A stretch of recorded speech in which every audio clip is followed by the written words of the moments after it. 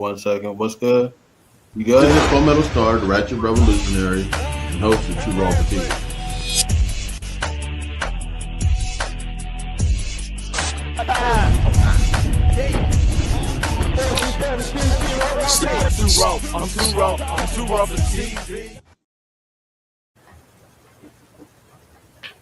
If you hear my voice, then you're part of the revolution. Welcome to the new world. I'm your host, Ratchet Revolutionary, but you can call me Prophet, Palmetto Star. Hit me up on Twitter. I'm on there. It used to be the bird. Now it's the N word, but I'm on Black Twitter at 2 Raw for TV Radio.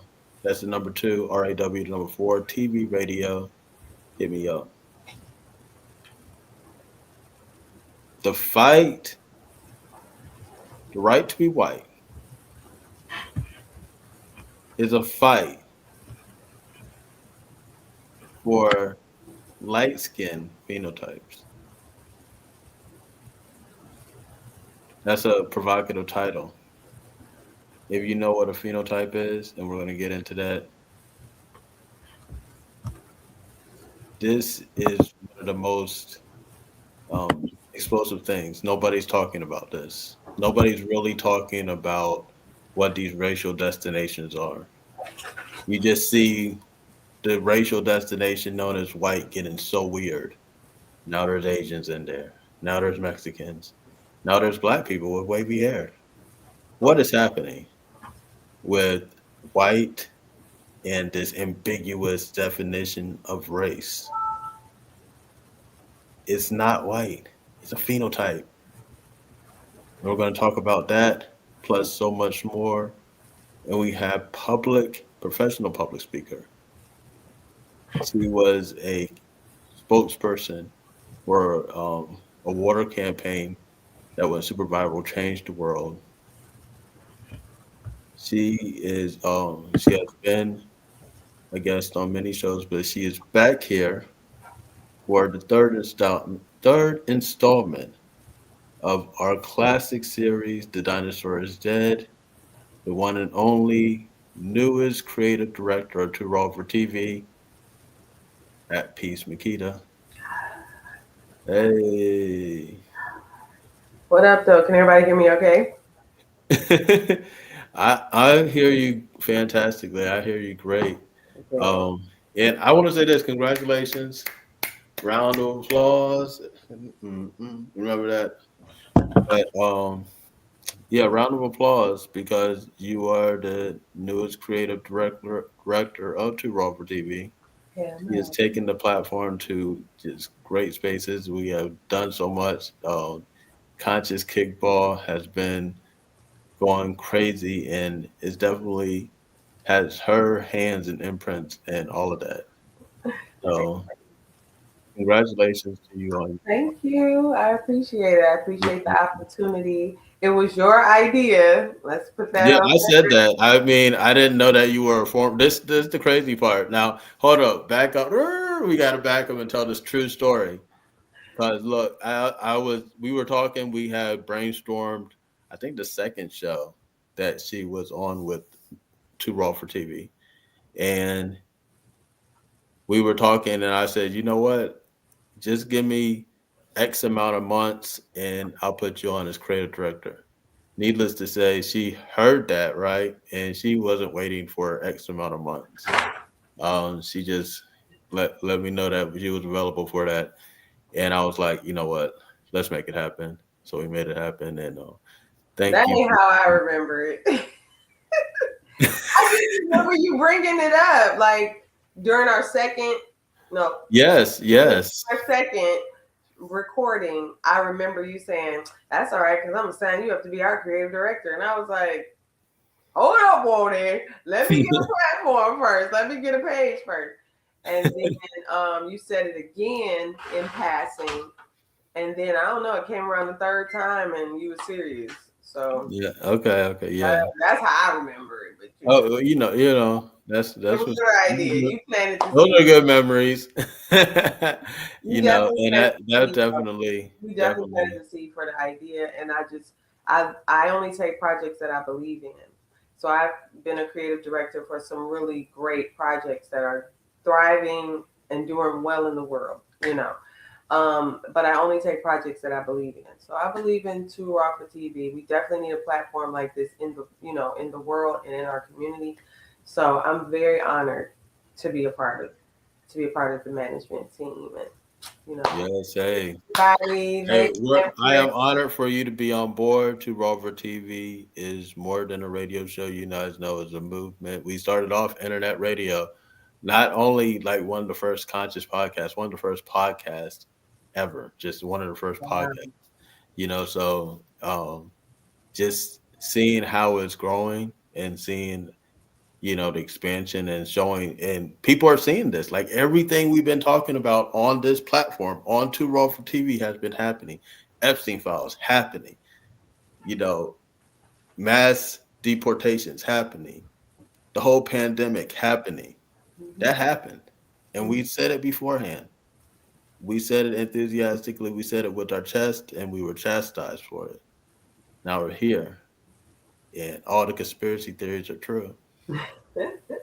It's crazy. It's crazy. Well, something that's not a conspiracy theory that is just so easy to see is how watery this destination of white has become.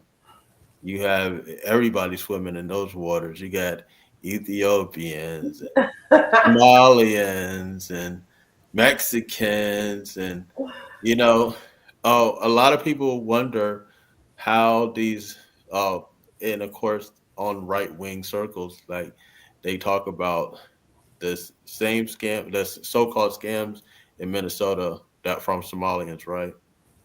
But lo and behold, guess what racial destination those Somalians get to check because they're North African? white. And that's white. You know what I'm saying? And that's how the and that is the key to get in the scamming world, this Jeffrey Epstein Island world. That's like the first door you can unlock. You have to unlock. You have that. You get automatic good credit score. Everybody knows it in America, but they say it's not true. Um, you get preferential treatment on job resumes. You get guaranteed goodies and giveaways and all sorts of stuff from pink power terrorism, aka white supremacy. Oh, and you get out of free jail card. Imagine that. This shit is monopoly. It is a big monopoly board, you know, and you're landing on Park Place every single day, bro. Out here in Atlanta, that's White privilege is definitely a real thing. You know, I brought up before um, the documentary. Now I can't even think of the name of it. The Great Whitewash. So I brought that documentary up before, and you know, there's plenty of books and literature out about this very fact. You know, that white privilege is a thing, and most people, including white people, don't even realize it. It's like a water that doesn't. It's like a fish that doesn't realize it's in water. You know, it's just a half stance. Um, so yeah, I mean it's a real thing. But like you said, it comes with so many privileges. mm-hmm. Anybody can claim it because I've claimed it before just to see if I could, and I could. I was like, oh, okay. The lady was asking me all my information, and she was like, "And what ethnicity, or you know, are you a black woman or something like that?" And I was like, "I'm white." And she said, "Okay," and she just marked like, I just wanted to see if I could do it, and it actually is a thing.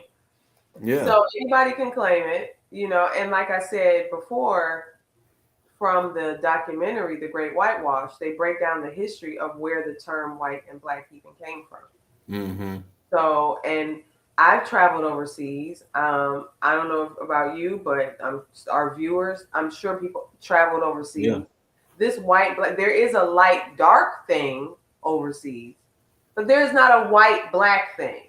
The white black thing is distinctly American. It comes It's from America. distinctly a westernized philosophy. It is not Right. a genetic, like law, a natural law, or anything like that. So, No, no, and then when you go to Europe and talk to actual Europeans, in which I have talked to actual people from the Caucasus Mountains, Caucasians, mhm. and they go by that. They'll say I'm Caucasian, they're Asian, Yeah, I worked in but the they corporate. know white is a racist thing. They go, mm-mm. Yeah, they don't like it. They I know worked, it's racist. They're like there's like portions of people in Europe that use that terminology, and they automatically are deemed completely racist. yeah. You know what I'm Because saying? when I worked in the corporate world, I worked in the financial field, and they were very particular about that term. They didn't like being called white. They preferred Caucasian, and I've Mm, met, even when I was in the military, it was like that too. I met plenty of people that was like, "Do not call me white. I'm Caucasian." mm. Hmm. So yeah, waters have got murky. They have. They got murky. You know what I'm saying? I think about that picture. It was a horrible picture of that man that was uh, pouring poison or bleach or something into the water when the black children were in it on the integrated. I Yeah. ain't worried about that. Oh yeah, yeah. I wish I. You know what? I just thought about that right now. But that's how murky these waters are. What? That's how murky these racial waters are. Where Right. was that at? And he was where was it? In the States? That was in the States. Oh, we're in the social media friendly revolution. If you didn't know, this is the social media friendly revolution. Have a couple more minutes for you to see Uh, this live on Instagram, Facebook, Twitter, Twitch, X, YouTube. If you're watching it on there, you only have a couple more minutes. We're going to run this video and talk about genomes and phenotypes. The right to be white is a fight for light phenotypes. mm-hmm. Genotypes and phenotypes are two words you've probably heard if you're studying genetics. But what do they actually mean? Genotype is the genetic makeup of an organism. It's like the code or instructions written in DNA, while phenotype is the physical appearance or traits you can actually observe. So for example, if a plant has the genes capital T, or capital T, small t for tallness, that's its genotype. And because of that, the plant grows tall. That's the phenotype. Think of it this way: genotype is the recipe, and phenotype is the final dish. Also, remember, two organisms can look the same, but have different genotypes behind the scenes. Mm. So what helped me was genotype is the gene and phenotype is the physical. So that Yeah. helps to kind of remember the two differences. And we're definitely going to get into a very real and raw conversation over on Too Raw for TV. Make sure that you hop over there if you want to hear the rest of this conversation, because we really need to get into how society is changing. Mm. A lot of people think that that it's still the old way, but there's a whole new psychology, a whole new mind fuck. Can I say that? Can I say that on these social media streets? It's a whole new mind screw, man. Yeah. Like, you really have to pay attention. It's not just about white and black anymore. It's about who passing. What's crazy, Makita, it's that it would never was really about white or black ever. Ever. They just It's created always this. a mind screw. It's a completely created scenario that is a It's just a program. whole psychology game. Yeah, it's a whole program. Government and this society in particular, Western society in particular, is Right. very infatuated with and set on. You know what I mean? Right. Like, We're not fighting white versus black because mm-mm. we are the white and we are the black. So what are we fighting against? Once you realize that you are all, that you are interconnected to everything, that you have the complete control of everything, anything and everything will happen for you that you would like. And we're talking about that plus so much more. So The much. right to be white is a fight for light phenotypes. This is the third installment of The Dinosaur is Dead with Makita, AtPeace Makita. And you guys, if you're on social media right now, I hate to say it, but you're missing out. You're missing out because we're only on Two Raw for TV. Get the app. Matter of fact, when you get the app, join the Conscious Kickball sign up. Get in there. We have a couple more slots for team members, a couple more slots for cheerleaders. But you think that's going to happen at the beginning of March? The floodgates are open. Conscious Kickball. Ugly Money Nietzsche is going to be out there for the Ugly Money podcast. Me, Crumb, and a host of others. It's going to be an amazing, amazing experience on 404 Day, a holiday in Atlanta. Day. So get your tickets, get the cheerleading or kickball with us at 2rawfortv.tv. See the link, hit the link. And But also, yes. I want to say, Sweet Spot. The Sweet Spot is happening in the weekend, so check it.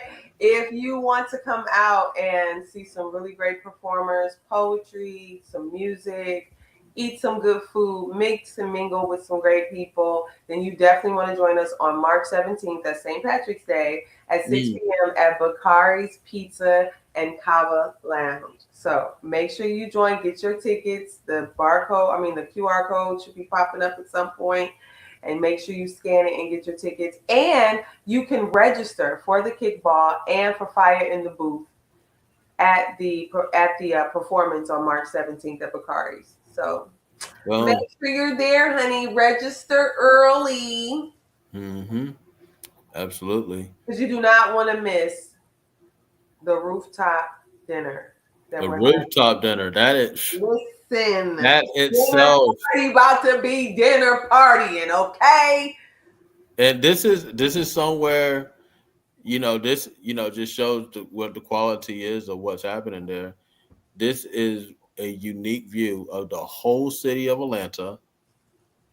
This is the same rooftop that the mayor of Atlanta comes to speak to his constituents. So this is going to be a powerful, powerful thing. And you get it exclusively if you sign up. Mm-hmm. Sign up. That's an exclusive thing. Giving out jerseys, giving out cheerleading, bonbons, and all that. So we'll be live from the rooftop. Live from the rooftop. Yes. Yeah. So, but hold up. Guess what? Mm-hmm. You got to go to TrueRobertTV.tv right now to experience that. Take it and go get the app. Come on. Let's go. The right to be white is a fight for light phenotypes. And the revolution will not be televised. It's Too Raw for TV. Atlanta, she's back. Artist, model, and international speaker AtPeace Makita is back, better, and bringing you Atlanta's next installation of dynamic artistry with the Sweet Spot Poetry Lounge, nestled in the heart of historic HBCUs in Atlanta's reviving West End district. Pull up, the stage is open, the mic is live, and the energy is right. This week's feature artist comes straight out of Tampa, Florida. Super Scoop brings his soulful lyrical energy of R&B, poetry, and emceeing, and is